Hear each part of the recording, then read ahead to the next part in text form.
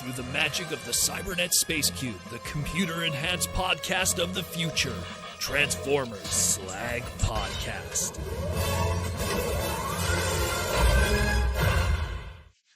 What's up, everybody? How we all doing this Saturday night of the Transformer world? This is the Transformer Slag Podcast. My name is Proto Man. This is the face that runs this place. This is the voice you hear Monday to Friday. Now you have to deal with me on your Saturday night. I apologize for that. How we all doing?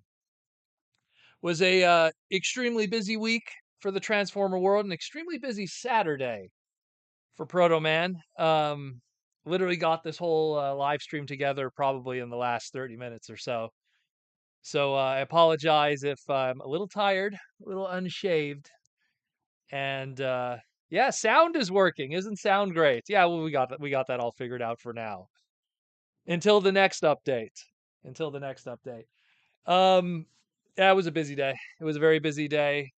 Tried to get a lot of stuff done here and there. But good to see everybody. Some YouTube members. David Cabal is here. Ashnud, Mike Rosen. We got some Patreon people too. Like Billy B is here, one of our patrons. Who else is here? Twins Corners here. Delta and Cobra. Let me see if I'm missing anybody. If I miss anybody, I apologize. I know people are just starting to roll in right now. So we're going to cover the news today. Got some little updates here and there. We got to cover little things that in housekeeping, if you will. From last we reported it so that the news is correct.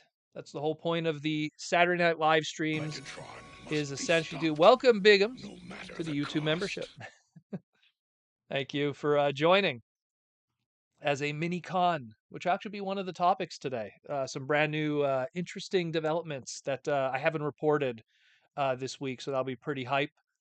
But yeah, just, Saturdays are all about updating the news that we talked about this week because things are always changing when we learn it, as opposed to the Monday, as opposed to the Friday, as opposed to today. Talk about what we got this week. Little things. I went to an estate sale today. Didn't find anything too crazy, but I figured I'd share it with you guys because it's always fun to share what we get every week in our crazy toy hobby. I mean, it's not like we don't have enough, do we? So anyways. And then we'll take some super chats to the fans and everything, or to the YouTube members. If you are a YouTube member, it's the green names with the icons, and you have joined. You could ask as many questions if you like. Otherwise, just hit that super chat button if you want to participate in the live stream tonight. Welcome, Mikey and Louie, Tom Laney, Mr. Bumblebot. Hope I'm not missing nobody else. It's going to be a busy one. T-Formers 2002, one of my Patreon people. A lot of other stuff going on. So let's do this. We'll jump into that. And then we'll enjoy the rest of the evening together, shall we? So the first news that we had on Monday, I'm going to need a lot of water for this one because, man, did I eat a lot of food today too. First one we got today, this was some Target news. We got some updates that finally give us clarification on what's going on with that, quote, mainline Rise of the Beast stuff. So we slowly are learning that the mainline Rise of the Beast stuff is called Beast Alliance. And then you have mainline, air quotes, Rise of the Beast stuff that kind of still is under another emblem, like a Bumblebee, Buzzworthy Bumblebee thing, or some kind of studio series. So we have Buzzworthy Bumblebee, Rise of the Beast items here. These are the Jungle Mission 3-packs.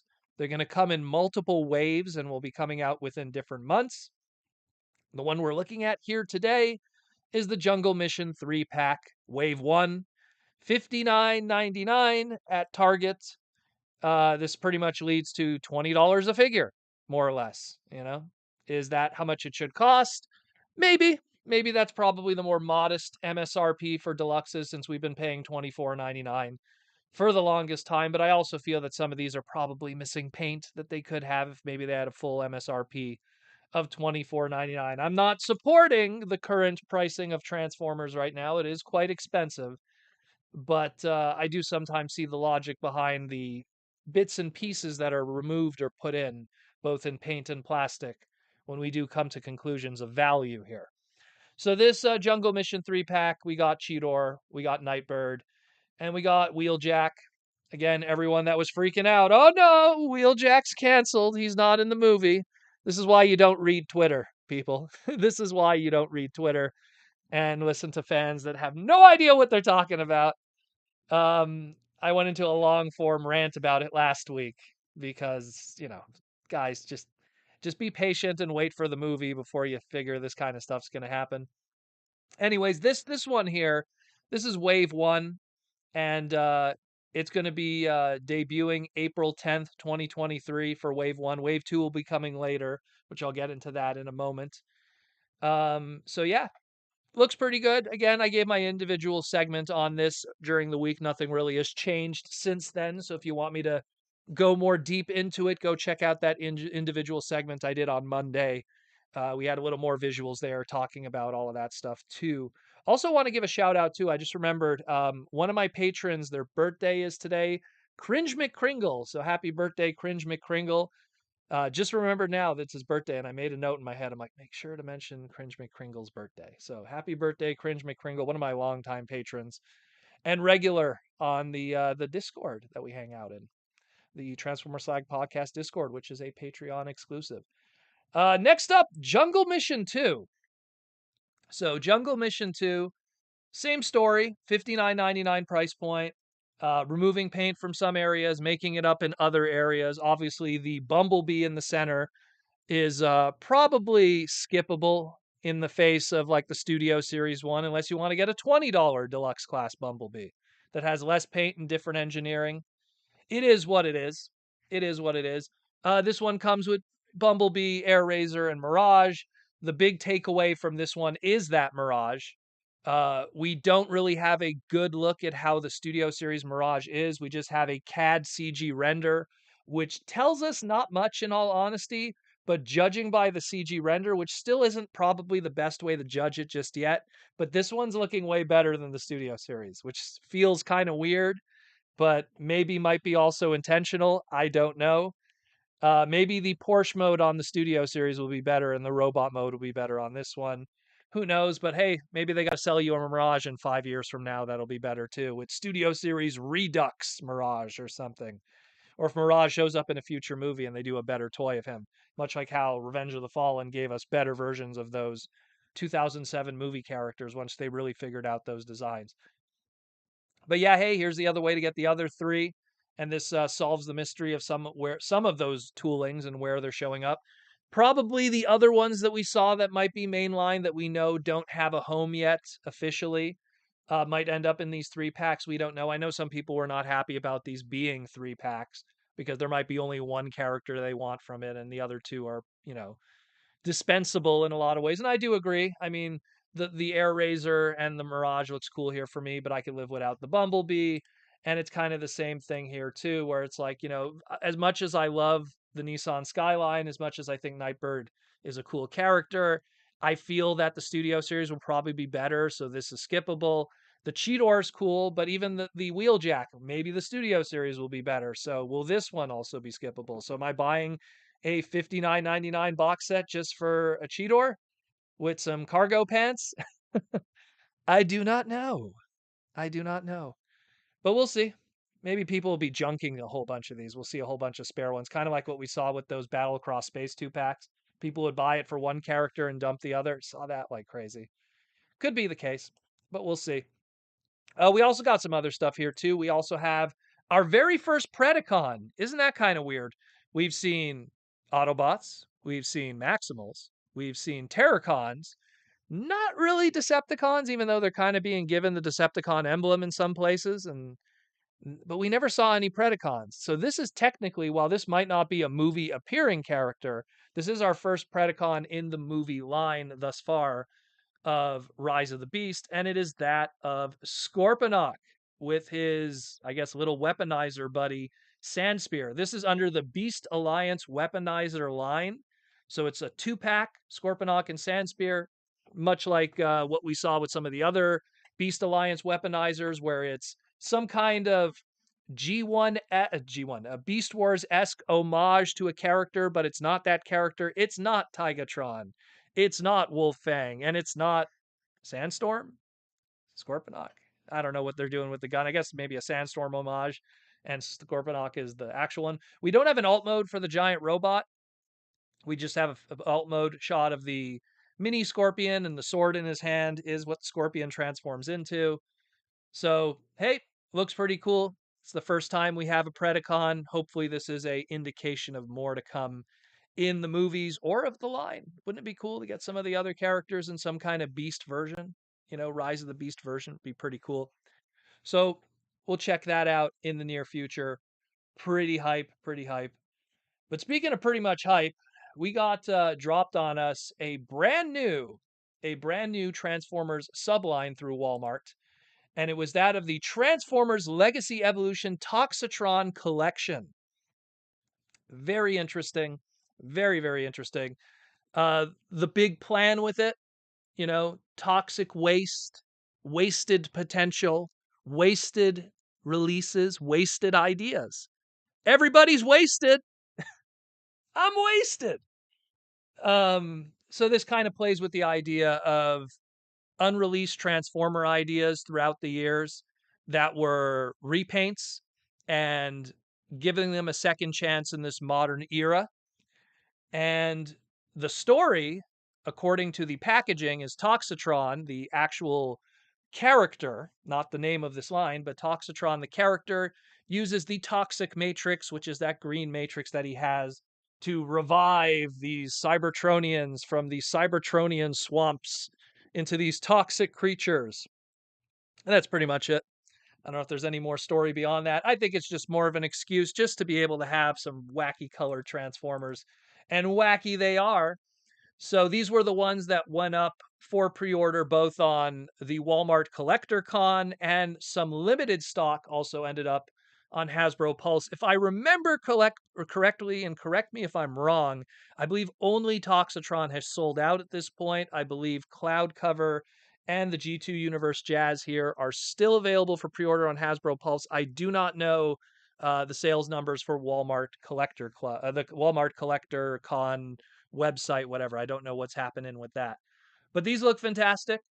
I mean, that jazz is just mighty crazy. I mean, I call it Fire Guts jazz for anyone who watches Master Force. But even Cloud Cover is crazy. You know, the Toxitron is just the fact that he has a new color wave of the Matrix that already appeals to me, because I just anytime I could get a different Matrix color, got to catch them all, got to collect them all, make a giant, you know. And I love it because Matrixes have those like almost mini con 3mm pegs. So I just want to get like every color of the rainbow of a Matrix and just peg them all over some Cybertronian characters, or even like a Unicron, like Armada Unicron with all his Armada minicon pegs. You could put a whole bunch of matrices on them. I want to get every matrix possible. Like, you know, the Galvatron that we got through Generation Selects that had the green matrix, like all the different colors. So this is hype, and an orange one. Maybe that's why he sold out. Just an orange matrix, good enough for me. But these are pretty exciting. Um, if you want to get the big deep dive on these, the whole story, the whole history, where did these come from? When was the first time we learned about these? Go check out my individual segment on these. I kid you not, you're going to learn some stuff. I go deep into the history of these because this is the stuff that's my jam. This is the stuff that when I went back in BotCon 2006, I went to it. That was in Kentucky, and they had all of this art on display. They didn't have Toxitron's art, and they didn't have Cloud Cover's art, but a lot of the others we're going to talk about in a moment. They had the art on display. We were learning about these for the very first time. Flaming Hot Mountain Dew Jazz by Mark Rosen here with the super chat. Yeah, I could see that. Some people were saying Flaming Hot Cheetos. Some people were saying, what was another one I saw? Lava Jazz. Because of like the Lava Galvatron that we had from Super Hybrid. I mean, I think it just looks great. Super Fire Guts for me. That's my go-to. But good stuff, good stuff. But there was more. There was more. But just to reiterate again, Toxtron was $59.99, currently sold out on some retailers. Cloud Cover's $34.99 at a Voyager class, and Jazz is the $24.99, all standard MSRP, all to ship out July 21st, 2023. So stay tuned more for that. Good stuff. But we weren't done yet. We weren't done yet because there was more. There was more. And I also did, again, a full episode talking about these guys, who they are, where they came from, why these decisions were made, what's going to be happening with that. And it's that of the wave two of this. Now, I talked with Ben from marketing of Hasbro, and he said that the Grimlock was not supposed to be available and leak out this early on Walmart's website. Apparently, Walmart put all the images that were sent to them by, geez, I forget his name, who does the head of head marketing for all of Hasbro, not just Transformers. He sent out the images and he accidentally put the box art for, because if you actually look at all the images that are available, notice that Toxitron is missing his leader class box art. Instead, we have the back of his box, but we have the front of this Grimlock box. So, what probably happened was that individual who sent the images to Walmart to use for their website accidentally mixed up the boxes, and thus this image was included in the media package. And that's how we know today about one of our Wave 2 items. Essentially, what it's going to be 1 leader class in this G2 Universe Grimlock, as well as a G2 Universe Mirage, G2 Universe Sideswipe, a G2 Universe Dead End, and a package refresh for people that might have missed it the first time with Velocitron, a G2 Universe Shadow Strip, aka Drag Strip. So, again, if you want to learn more about these, I did a deep visual history. I show all the images, the past, the colors, the prototypes, the test shots, the hand painted test shots, the original images, what's going on here, why did they go with these decisions, why is G2 Grimlock not blue, why is G2 Mirage not his black and red repaint, why is Dead End this red, what is the story with Shadow Strip being reissued. I explain all of this. So go check out that segment. Like I said, someone in the chat here said Watermelon Mirage. That's what I always called him when I first saw him back in like 2006. One of my favorite bubble gum I used to chew was Hubba Bubba Watermelon along with grape. And that was like the first thing that popped in my head when I saw it because it's the watermelon Hubba Bubba bubble gum packaging. Probably should bring that old segment that I took from OSW reviews. What bar is this Transformer? Maybe people should super chat that. What bar is G2 Mirage here? And by what bar, meaning what chocolate bar packaging or candy packaging is that Mirage based on? A lot of crazy stuff there. Crazy. Either way, pretty cool. So we don't know anything about these though. Again, the Grimlock was a mistake. They shipped it out. They sent that image accidentally instead of the box for the Toxitron. So we'll probably get the Toxitron box when someone actually gets one in person. Either that or when they finally decide to update everything. But yeah, check it out. Pretty hype. Check out that individual segment. Hope you learned something on that segment. There's a lot of cool stuff I talk about there.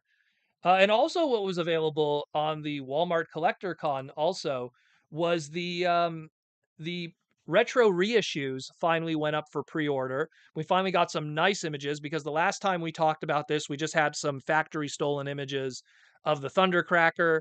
And now we got the full 100% final images of both the Retro 03 Hound, the Retro 04 Thundercracker, that will then later on be joining other listings that we saw online, like the Retro 05 Perceptor, Retro 06, we don't know what it is yet, maybe Skywarp, maybe one of the Insecticons, and the Retro 07 Shrapnel, those ones we still don't know all the information about yet. But these ones too, they're going to be shipping in waves. So Retro 03 Hound is going to be $34.99 and will be shipping out August 1st, which is odd because Retro 03 is going to be shipping later, and Thundercracker is going to be shipping out April 17th. Even though he comes afterwards, he's going to be shipping out first. Confused? I know I am. What's up, Aaron Archer? How you doing? But yeah, pretty hype stuff. Pretty cool. Again, I really like that Hound just because of all the retooling and everything that's been done there. There's a lot more going on here. Again, I did an individual segment really breaking down how much of this was changed from the original tooling because that original Hound tooling was diarrhea by the time it made it to Takara Tomy for the reissues. It was just finished at that point. Speaking of more listings, though, we also have a whole bunch of Transformers collaborative listings. I've updated this a little bit since then because when I first talked about it, it was more just dispelling rumors. But now let's talk about it more from a logical perspective, mostly because a lot of people did bring this to my attention. And it was so, obviously the TF Project Waffles, which is going to be coming out July 1st. It's not a bots. It's not a waffle. Who knows what it means? I just put that bots waffle there just to be weird. The Project JoJo. Someone reminded me because I talked about this early last month about we're going to be getting two new G.I. Joe crossovers. And when you look at the pricing of these two items, if you look at because they both come out in the same month together, they come out in a pair.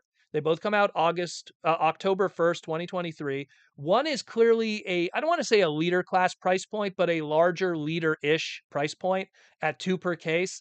And the smaller one is 4 per case, so clearly something that's in that more Voyager price point. Deluxes are more in that 8 to 6 per case. Voyagers are in that more 4 per case kind of assortment number.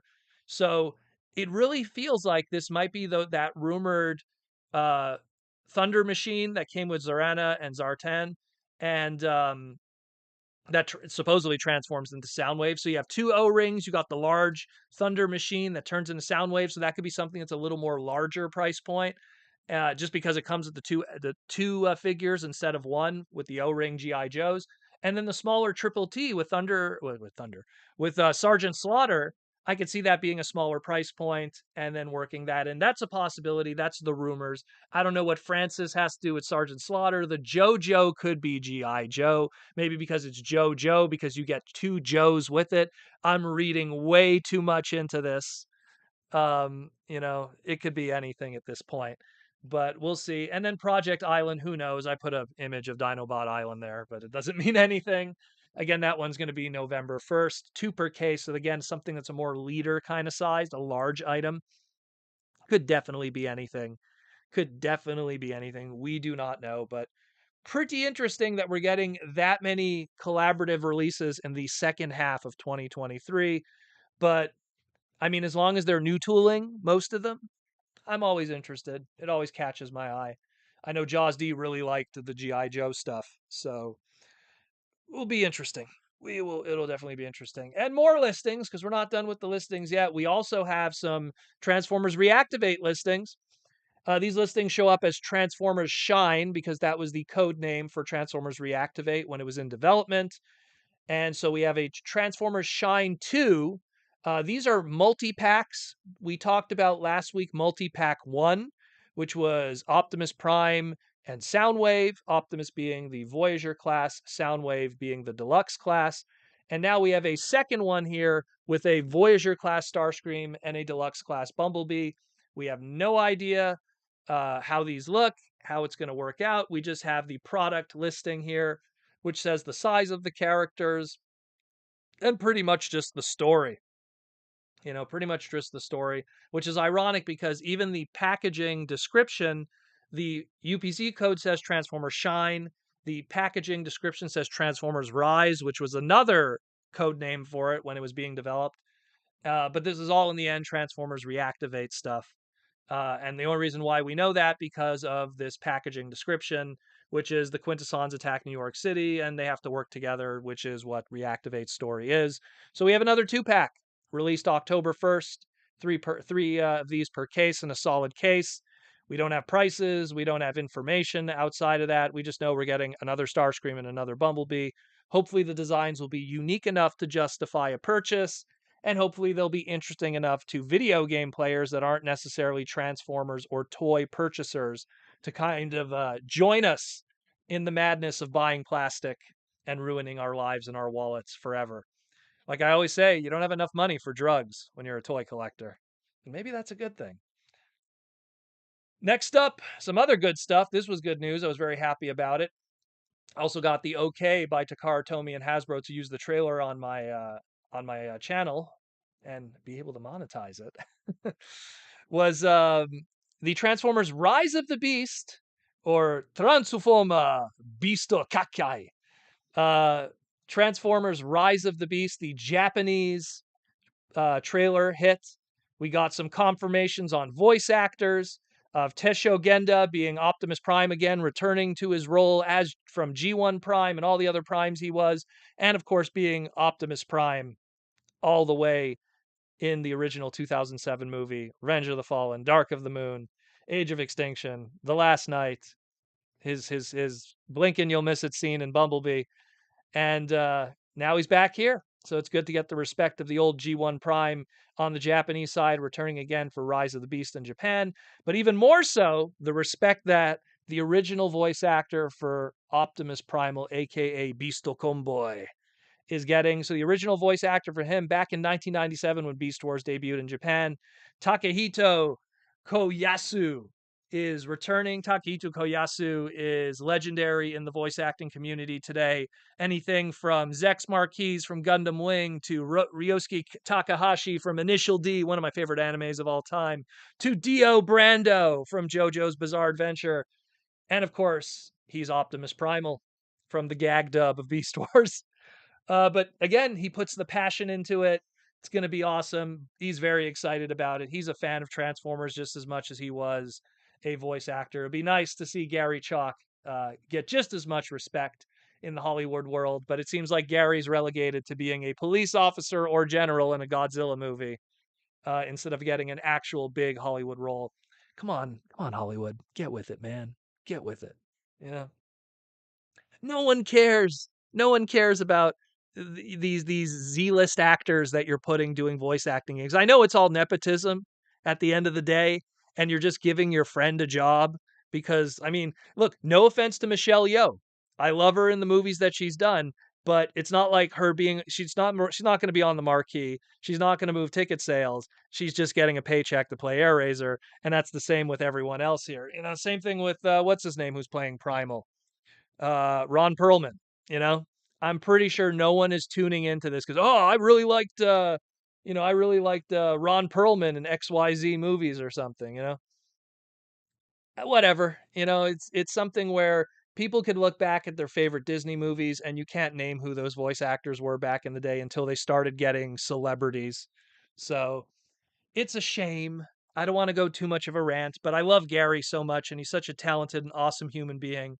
And he's someone who's done Hollywood. So why isn't he doing Primal? I don't know. I think that people, the '90s kids who grew up with that would love to go to the theater and hear that voice again, much like how the '80s kids grew up and saw the '80s and saw the 2007 movie and got to hear that voice again. And in all honesty, just like how it was financially beneficial for Peter Cullen for the rest of his life after he did that first 2007 movie. Lord knows doing Eeyore and trailers was definitely not as big as the 100 million to 700 million to the 1.1 billion dollar movies that he was doing now with Transformers. I'd like to see Gary get some of that coin too. Some of the most talented voice actors came out of Beast Wars, and they get the shaft. They get the shaft. I'd like to see David Kaye get some more roles too, instead of just doing Cialis commercials. But anyways, it is what it is.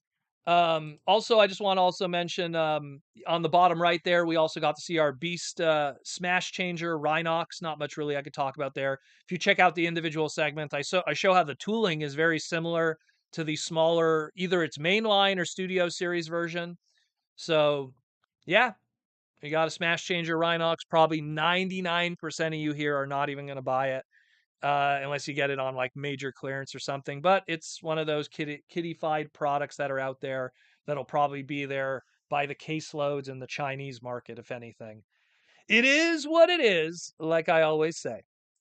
And the last thing we're going to cover, and it was a brand new discovery from the people who stole the Commander class um, Transformers Legacy Evolution Armada Optimus Prime. So apparently, his chest emblem disconnects and makes the elusive minicon panels or micron panel uh, that were found by the Transformers in Armada. So a nice extra little touch there that you could have the minicon panels. If you, I don't know, if you get a bunch of these, maybe this is on a separate sprue and they'll do it in different colors or hopefully just in a clear green just to really like nail it home. but very interesting that it kind of also does that. So you could kind of have something, and of course it pegs onto a 3 millimeter peg, much like a Minicon does. So I'm pretty sure it's something you could plug them on. There's something going on here. Again, there's a lot of interesting stuff and more tooling and fine veneering being discovered on this mold as people start to look at it more deeply before we get any kind of official announcement about it, which is kind of sad. But very cool. Very, very cool. A nice little extra wrinkle to this mold that could get people even more excited. If you already aren't, Lord knows I am. I'm very excited about this one. Very, very excited. So that's it more or less for the news. 41 minutes of news. I apologize for that. But we had a lot this week. It was a very busy week. So again, if you want to super chat anything, we're gonna open it up to the questions. We'll ask some questions with the fans and stuff. While we let the super chats kind of build up and everything, we're just gonna talk about some stuff that we got in his estate sale, and we'll do the sponsorships too and everything like that. So first up, sponsors, Symbiote Studios. I'm actually rocking the Catnip Bravo Symbiote Studios shirt today. There it is, bam. Anyone who was at TFCon this past weekend probably saw the best booth that whole weekend, which was the Symbiote Studios booth with that big Autobot neon logo and all the stuff. Saw a lot of plush being purchased. Very happy to see that. Saw a lot of Grimlock shirts being purchased. So very happy to see everyone was enjoying Symbiote Studios booth, checking out the pins, shaking hands with Catnip Bravo in person because you only get to see Catnip Bravo in person so many times. Probably the best booth that weekend just to hang out at. I wish I could be there. Guys, like I am going to try to make it next time. It was just the most busiest week in the world. Like that was just I overdid it on the amount of stuff I had to do that week and just could not come down. Toronto is going to be 100% TFCon Toronto in July. 100% I'm going to be there just because of its proximity. Even if I have a busy day, I could still drive down. It's something where it's right there. TFCon Florida, it's still so far away in November that we'll see. it's we'll see. It's something I'll have to figure out. But yeah, so Symbiote Studios again, plush pins and t-shirts, one of the major sponsors of the podcast. And just do a lot of cool stuff. And again, get all their plush pins and t-shirts. Oh, there's Primal chilling over there, but get all their plush pins and t-shirts, a lot of really good stuff there. And of course, all the new ones that just came out 2 months ago. We're going to be revealing new ones soon. I actually was just talking with Joseph of Symbiote Studios and going, so when are you gonna reveal the new ones to all the fans? Because we're gonna drop it here first on the podcast. Some brand new reveals, brand new plush for 2023. Just the whole thing that's slowing it down essentially is just approvals with Hasbro, design approvals, all kinds of stuff. All the behind the scenes madness that exists with designing product and making sure it could be the best it could possibly be before being put out there. I mean, Symbiote Studios, look, I don't want to rag on other plush creators. But Symbiote Studios has the best plush and it's the cheapest to buy at TFCon. And there was a lot of people buying a lot of plush, and it was really cool. It was just really cool to see that. I wish I was there to man the booth with the crew and just shake hands and meet people and take photos and stuff. I know so many people were asking Joseph like why I wasn't here and everything. And it's just, I was just busy, guys. I was busy. I apologize. But you could buy other plush if you want to. Supposedly the My Little Pony stuff is going to be retired soon, so get that while you can. They're just finishing the last wave because Friendship is Magic is done. So they're finishing the Friendship is Magic collection. So the plush and the pins of that, if you're interested, the GI Joe stuff is still available. I love that Cobra Commander, and I love that little Snake Eyes with Timber. Looks really good. All good stuff. Power Rangers, Magic the Gathering, all the Hasbro brands at Symbiote Studios. Thank you, Symbiote Studios. And also, And the Seats, who provide us with our chairs that we have here in Casa de la Proto Man. So go pick up a And a Seat chair. A lot of good stuff. I just want to mention And a Seat's chairs are ridiculously cheaper compared to some other chairs because I don't want to throw shade here, but apparently a different licensing company got the licensing to do gaming chairs for Rise of the Beast, and they're $800. And I was like, oof, Good luck with that. I don't know how many people want to spend $800 to have Optimus Primal's box art ape mode on their back. This is original art, really cool stuff. Has the Autobot logo on the back and everything, like just very cool, very, very cool. There's the back, there's the insert. You also get the magnetic clasp for your headrest. You get the lower lumbar support, all the cool stuff. Really cool. And the seats again. And you get promo code ProtoMan. You get 15% off your first order. Check it out. Great stuff. Love it. Thank you, And Seats, for sponsoring us also. Very nice. And, sending us a seat. Make a hot rod one. Make a hot rod one. Yeah. That's all I ask. That's all I ask. Yeah, it's $800. Don't ask. Not And Seats, the other guys that are going to be coming up at some point. So I didn't realize how expensive these gaming chairs are. It's pretty crazy. And next thing to mention, Mister who's in the chat here today, the Toy Armada with Aaron Archer. Aaron Archer, the creator of many of the Transformer toys you grew up with as a kid. Aaron Archer has a brand new segment on his podcast, the Toy Armada with Aaron Archer, talking about the creation of Transformers Armada Optimus Prime. It's the latest segment. It's been very well received by the fans. Love to see how much people are excited about this one.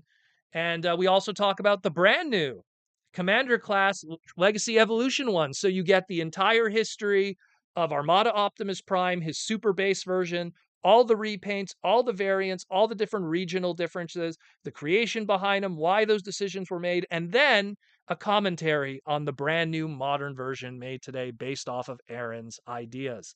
So go check out that segment. I'd say like it's a good hour and then some of just talking about Transformers Armada and just kicking back and talking about it. If you want to have a good hour talk about Transformers, me and Aaron Archer, visual stuff, behind the scenes images, everything like that, design images, animation images, good stuff. Nice little segment. The Toy Armada and Archer. Go over there, like, comment, and of course, subscribe. And if you want to support Aaron even more and you love everything that he did, that you grew up with, well, Aaron Archer's Art of Transforming Robots, Volume 1, Black and White Edition, is still available on archermonster.com/shop. I heavily suggest you go pick this one up before he retires it. I get a feeling he's going to be retiring it probably before TFCon Toronto in July. So don't miss your opportunity to pick up this one before it is gone, because when it's gone, and you'll only have volume 2 to deal with, or volume 1 color edition, or whatever he's planning next. He's a mystery, Mr. Archer. But $20, and it gets you a whole bunch of original art of all those characters he created throughout the years of the Unicron trilogy and beyond, of the movie stuff and all kinds of cool things. As well, if you pay an extra $15 on top of your 20, he'll actually draw anything you want on the inside of your request before it's sent to you and sign it and everything like that. Makes a pretty good present. Late Christmas. How about a St. Patrick's Day present? Get a drunken art book. I don't know. Get him to draw a green Transformer. Get some Waspinator in there. But yeah, archermonster.com/shop. Check it out, yo. Good stuff. And that's it, more or less, for all of that. So let's get into it. We have a super chat that we'll get into first, and then we'll cover what we got at the estate sale. Nothing too major. Just want to kind of just show you guys what I always get this week, just to show you that I don't buy a ton of stuff. I try to get this and that. Mayoral Fabrication with the $5 super chat. Had so much fun at TFCon and sold tons of my sword upgrades, which I got mine right there. There's the sword upgrade, and there's the garbage one just sitting there. That's so tiny, so tiny. Thanks for the shout out, got deals, and made a bunch of new friends. See you next year. Hey man, I'm gonna try to make it happen. That's for sure. That's true, because so the schedule right now for TFCon is July 2023 is going to be Toronto, Canada. I believe it's November or October. October or November 2023 is going to be Orlando, Florida. And then next year, 2024 March, will be back to LA again for the 40th anniversary of Transformers. So you could imagine who's going to be there and how crazy that's going to be. That's going to be pretty hype. So check that out too. But thank you for the super chat, and thank you for the for the, I got it down here too. I have the other one you sent me, the little prototype one. So pretty cool, very sharp, good for shanking. Not that I condone that, or do I? You ever kill a person with a Transformer accessory? Now you can. Let's see here. Lizard Sphere X would be cool to see Hasbro dig deep and bring to life a Transtech character that never got used in any way. The closest we got to a Transtech character outside of like spiritual successors is stuff like, I guess, like the animated Cheetor is one example. I guess that's probably and that's really Derek Wyatt wanting to have a Transtech character pretty much exist in some shape or form by using Cheetor as kind of an avatar through it with the blur line. So we got two things this week at an estate sale, but thank you for the question, Lizard Sphere X. Nothing much. So I went to one of my local dirt malls just to check them out and stuff, pick up some things here and there because it's near where my Asian supermarket is. And they were having like this, I don't want to, like it was some kind of antique sale. Like they were just like all the aisleways of the mall were rented out and used for like antique sales and stuff. And there wasn't honestly much there. But I did find two items and I picked them up so because they were just ridiculously cheap. For $1, I got a incomplete busted Cyberverse Slag just because I guess you guys call him Slug, but whatever, I'll call him Slag. He's missing his horns, he's missing one of his hands, he's missing a whole bunch of stuff. But I was like, for a dollar Canadian, what is that? Like 3 pennies American? Maybe, maybe. Um, I figured why not pick him up for $1. That way he goes home and he could chill on top of my desk. I don't own the actual Cyberverse version, the deluxe, so I could own a busted up one. And then this one was really cool and was kind of funny afterwards. For $5, I'm going to add this to the Thanos collection.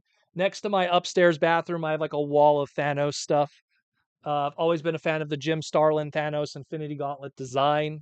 Movie was good too. I like Infinity War, but I always love the classic Thanos. So nice little figure here. I bought this for $5. Uh, Big vinyl figure that poses and stuff.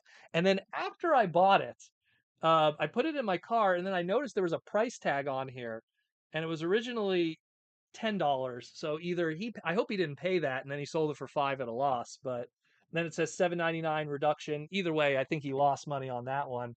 But still pretty cool. Get that Infinity Gauntlet action. Jim Starlin, Ron Lim, Thanos Quest issue number 1 and 2, one of the first books from my childhood. So that's pretty cool. And just got those two. That's it. There really wasn't anything else. It was a lot of, when you go to these like estate sale kind of, mall antique sale things, a lot of it is, we live in a world today where it's very rare that you go to these things and you find deals because a lot of these guys know what they have because they have access to their iPhones or anything. So they're able to like research it.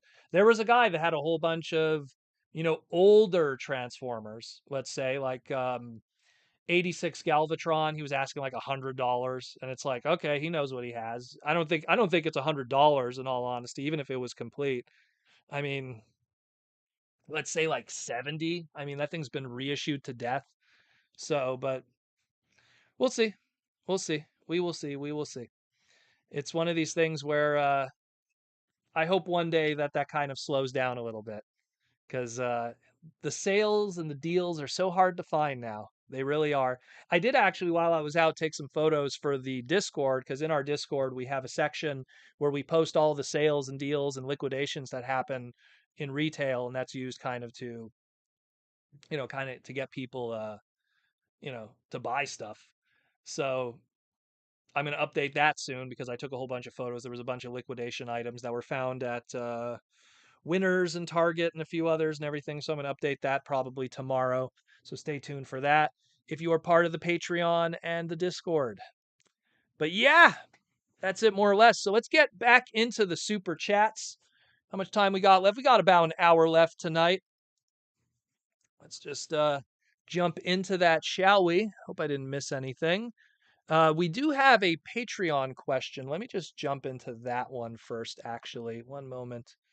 One moment, I had that one pulled up here. There we go. Because we had a Patreon question that someone wanted read on the live stream. It was the Collector Prime, one of my Patreon members, um, wanted to have this read. So here we go. The Collector Prime wants to know, what are the most rare Transformer items and what are the most sought after Transformer items?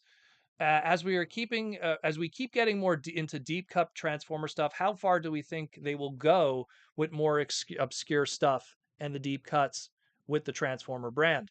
So to answer the first one, because that's this one, it was one I didn't want to do a separate segment about it because it's so open ended, and it's something I felt would actually be a good thing to kind of talk about on the live stream because it could open it up to you guys too. That way you guys could also chime in.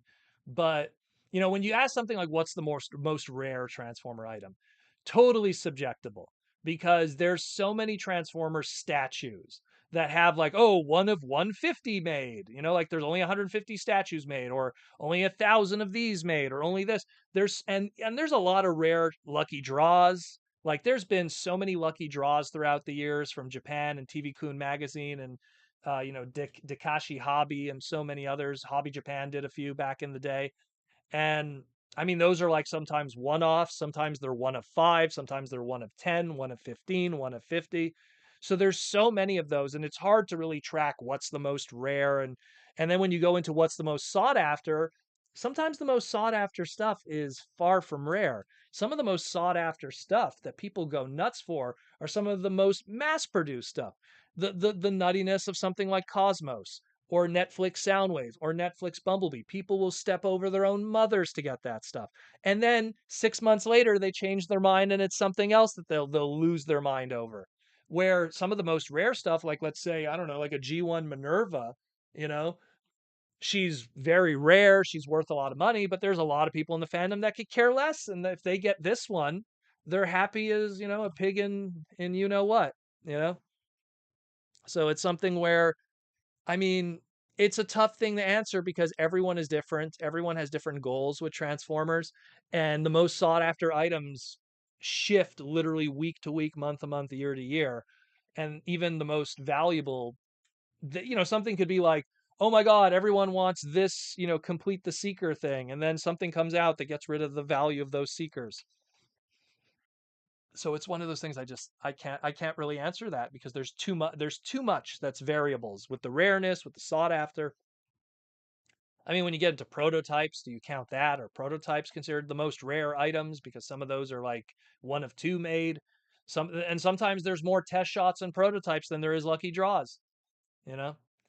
And then the mention of the deep cuts. Well, I will say this, right? Because people are asking, like, how crazy is the Hasbro team going to go? How deep are the cuts going to get? Well, one thing you got to notice, guys, is all of these crazy deep cuts that we've been getting recently have been repaints with no investment needed. I mean, all of that Toxitron collection. Let's just pull up some of it. Like, let's put it this way, right? Like, let's just go scroll down here. Like, all of this Toxitron collection. I love what they're doing, but they didn't have to invest anything into it. If anything, this is doing them a favor because then they get to use this tooling one more time and they get to sell it into a retailer as a sold exclusive, as an exclusive line. So there's very little risk because they pretty much opt for it, the retailers.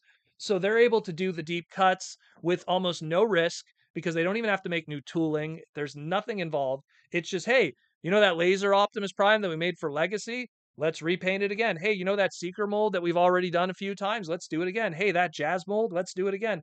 Hey, when we later on do the Grimlock, the Mirage, the Sideswipe, those Stunticon molds that Lord knows we're gonna have a difficult time repainting those. So it's something where to them, more than anything, um, they're only doing these deep cuts only because it's so easy and cost effective.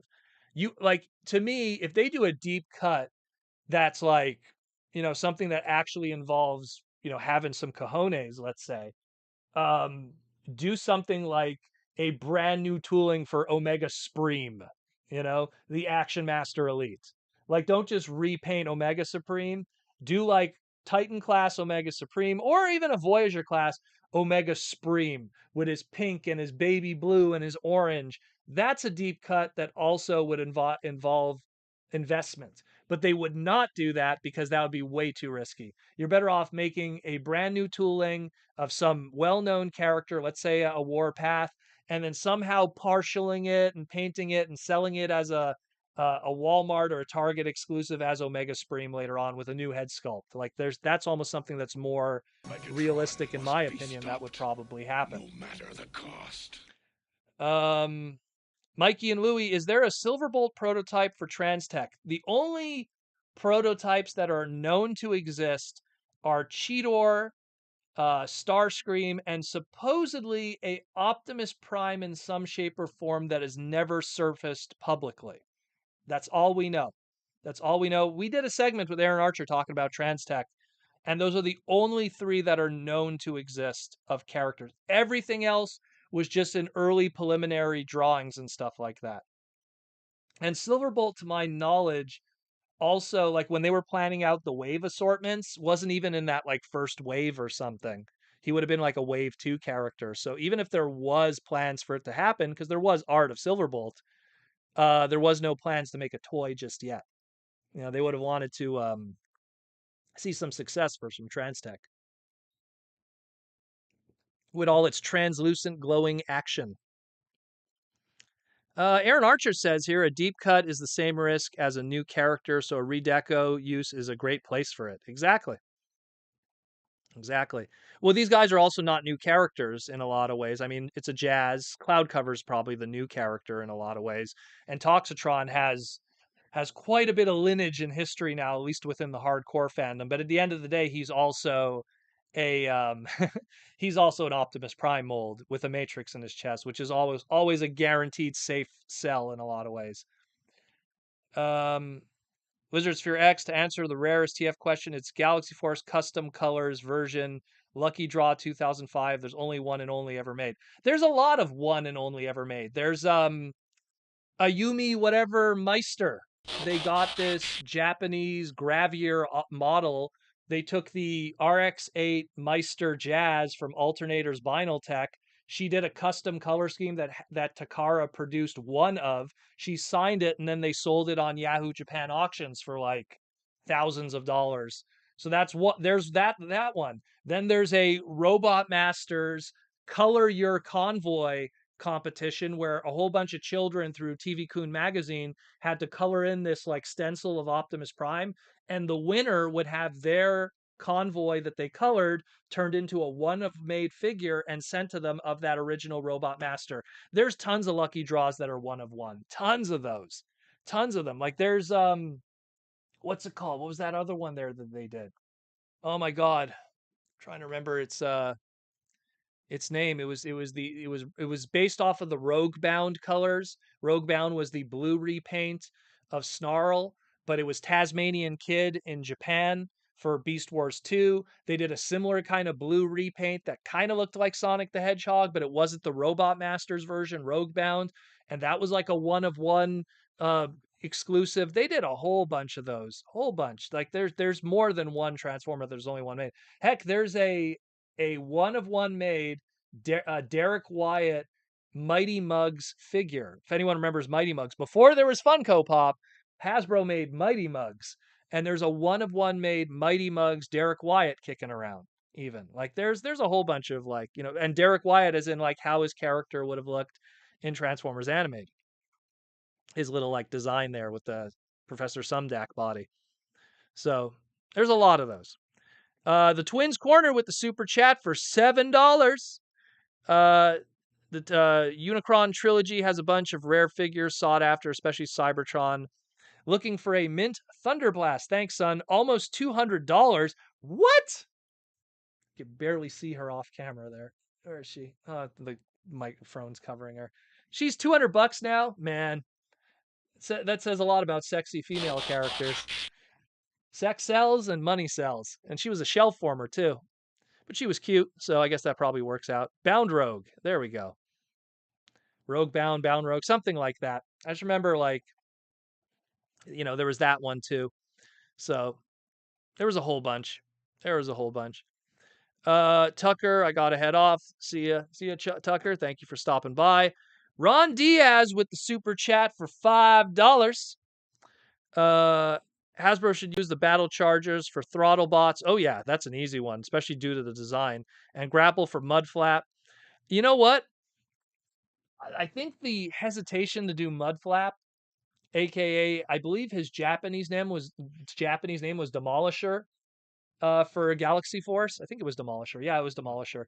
Mudflap from Cybertron was one of the worst selling Cybertron toys. Shelf warmed like crazy. I was seeing mint in box Cybertron Mudflaps. And I travel to the States. I travel all over to all my retail locations here. I was seeing him, no joke, kicking around in Toys R Us's in like 2009, 2010, like 4 years removed from his release. It was nuts, that one. And it's not a terrible toy, don't get me wrong. Just for some reason, the price point and I guess the shelf appeal didn't attract people and no one picked it up. And if there's any kind of retail memory from current Hasbro, they might be hesitant to give the blue treatment to this. Although it would give a blue treatment to that, and you could have a whole Power Ranger team of that mold. But it would be interesting. But then wouldn't it be better if you could have like if this could like come off and then go on the peg hole here, and then you could have like Mudflap, aka Demolisher from Galaxy Force has it on his arm. That whole thing. Me personally, update Mudflap because Mudflap's transformation is exactly the same as Signal Lancer's transformation, the Transformer light signal. So I rather that because then we could get a Signal Lancer one day. There's your deep cut. The Galaxy Force Cybertron character for one episode. But yeah, throttle bots for sure. I want more of those. I mean, look, we got Goldbug, and those trademarks. Like, look, Chase, they have that trademark. Wide load, I don't think they have that trademark anymore. What else do we got? Searchlight, they had that trademark. I don't think they have it anymore. Roll bar, they had that trademark. I don't think they have it anymore. Who am I forgetting? I think I named them all. I think so. Did I forget somebody? But yeah, so it's really a trademark thing, if anything. That's what pushes them to do stuff sometimes. Uh, let's see here.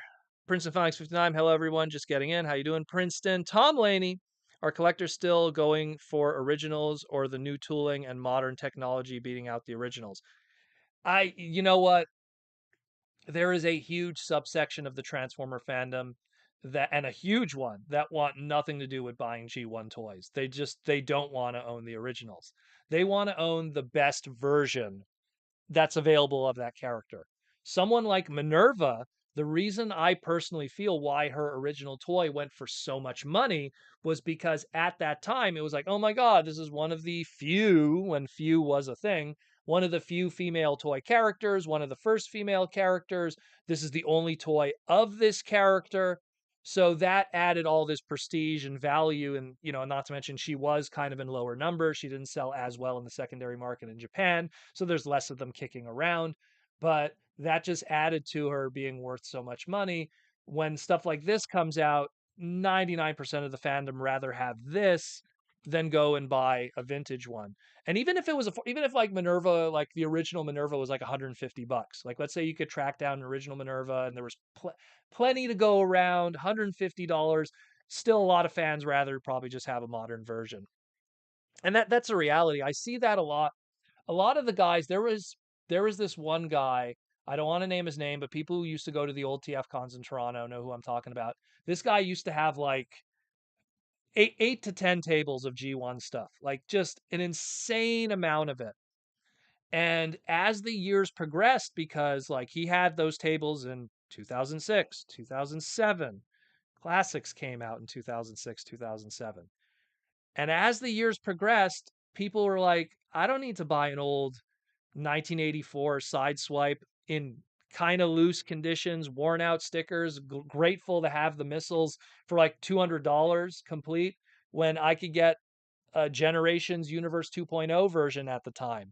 So people were slowly upgrading their collections with stuff that was more screen accurate as opposed to owning the originals. Some people don't care about owning the first print of a book. They just want to get any version of that book to read. And it's kind of the same thing. Some people don't want to own the first versions of characters. They want to own any version of that character to just have on their shelf. When you get into Masterpiece, when you get into third party, where you're talking about screen perfection and unlimited budget in a lot of ways, look, it is what it is. The vintage toys are more just a collector piece and a item of the past that really only focuses on a small segmentation of the collecting community. I'm one of them because I grew up with it, so I have nostalgia for it. But a kid who grew up with Armada might not care about getting all the original G1 headmasters in their original tooling from 1987. They rather just get the Titans Return ones or whatever will be a better version down the line or third party ones. And that's even if they like those characters at all. That's a whole other question too. So, I mean, that's always been a deep one, and that's the evolution of the fandom. When you're talking a brand that's now 40 years old, and you have guys that are in their 50s, guys that are in their 40s, guys that are in their 30s, guys that are in their 20s, and kids that are in their 10 years old, you have this different spectrum of what sells and what works. And it's kind of like how I look at Star Wars, where they have that, they're reissuing all those old vintage toys because they know that the vintage market of Star Wars, most of it, short of it being the mint on card, perfect, complete, graded community. Oh, I got like an 18 back, Return of the Jedi, brown cloak Luke Skywalker from 1982, like outside of those crazy guys, most of the loose collectors of vintage don't care, and they don't even mind buying a reissue. And we see that now happening with Ghostbusters also. So it's a hard conversation. But I mean, if it was selling better, you'd see a lot more retro reissues. And there's a reason why retro reissues in general go on clearance and don't really do well. And now Hasbro kind of throttled it back to like, oh, we're going to do two every 6 months or something because they know it doesn't sell as well as it did maybe when they first did the commemorative series, when they first did the Takara book box reissues. When those first came out, it was a special thing. Like, I mean, when the Takara book box reissues were created, and even before that, the commemorative versions through Hasbro and Takara Tomy, I mean, there was no update to Hot Rod. What was it? Like they started in 2001, 2002. Takara book boxes came out in 2003.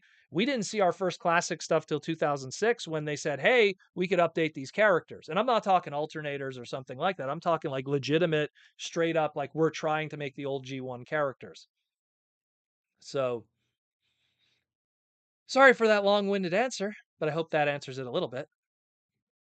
I try to always give the best.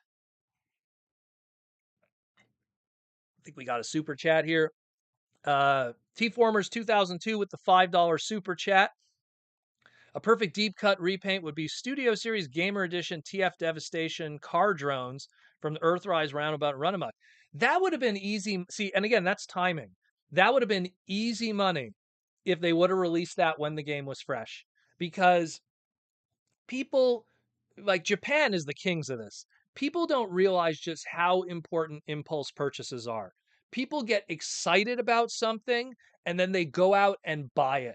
And like I see that in the Hot Toys collector community, meaning like the guys who buy like those expensive replica dolls practically of actors and stuff. Hot Toys, all the money comes from, oh, this movie, Marvel or DC movie comes out, we put out a hot toy as soon as possible because that's when they're going to buy it. The second that movie is like a year old, no one even touches that hot toy anymore. And it's the same thing. You want to get them excited in that moment. Oh, I just got Transformers Devastation. Oh, I love this game. Oh, it's so cool. And then they go on the shelves and they buy that product. You do that today. You put out those two guys today.